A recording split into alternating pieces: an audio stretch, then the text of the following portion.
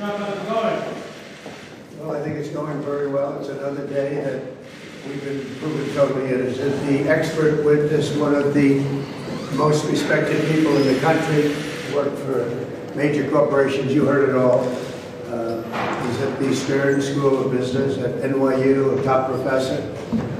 He reviewed fully the documents that this horrendous Attorney General put forth, and he found absolutely no fraud, accounting fraud of any kind. This is a highly respected man. I don't know him, but he's a expert witness, and he found no fraud whatsoever. He found no accounting fraud whatsoever. And like everyone else, he said, what are we doing here? What are we doing here? This is a political witch hunt. This is meant to influence an election. This also comes from the White House. This is not just a state matter, because the White House is controlling district attorneys. In fact, in the district attorney's office, they put one of their top people. DOJ put one of their top people right under the Attorney General, put him into the district attorney's office, also put a man into the state Attorney General's office, Letitia James' office. Happened to be the same man. This is coming right from the White House. This is a disgraceful situation. The country's never seen anything like it.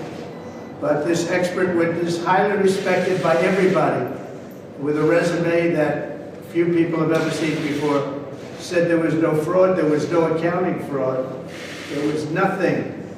And this is what we're doing here while people are being murdered right outside on the sidewalks and the streets of New York, while people are experiencing horrible, violent crime at levels that nobody's ever seen in this city before. This is what the Attorney General is spending all the time on. So just to put it, finally, he's going to continue to testify, but I don't imagine he's going to be changing his basic statement. His finding is that there was no accounting fraud whatsoever.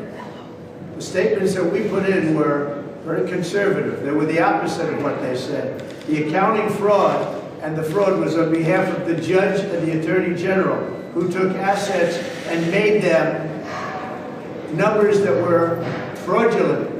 As an example, Mar-a-Lago. As an example, Doral in Miami.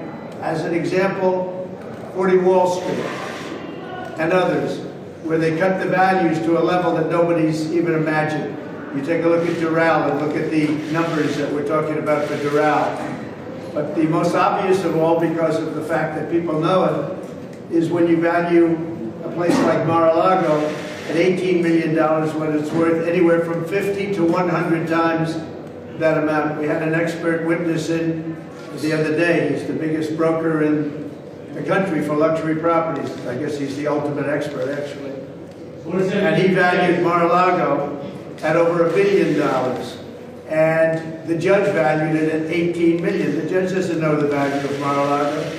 And the Attorney General is the one that convinced the judge to say that. It's a fraud. The whole case is a fraud. What they've done is they've weaponized justice, and this is coming from the White House, because I'm beating Biden by a lot, and this is coming right out of the White House. You know it, I know it, and they know it. So just to end this, the expert witness, one of the most highly respected people in the country for doing this kind of work, found absolutely no accounting fraud. This case should be ended. Also, the judge, as you know, was rebuked in that he was overturned by the appellate division of the New York State Supreme Court, which is a higher court, much higher court than where we are right now. The judge refused to acknowledge it. This case would be over, because that was about 90% of the case, having to do with statute of limitations. This case should be over. This case should have never been brought. This was a political witch hunt by an Attorney General who's out of control and tried to get elected governor and failed. But this is a political witch hunt, and our country should be ashamed of what's going on.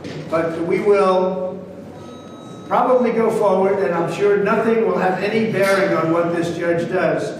It's a very sad day for our country, because people are coming in. We could say this every day, and we are totally innocent. This is weaponization of justice. This is something that nobody's ever seen to this extent. It's called election interference.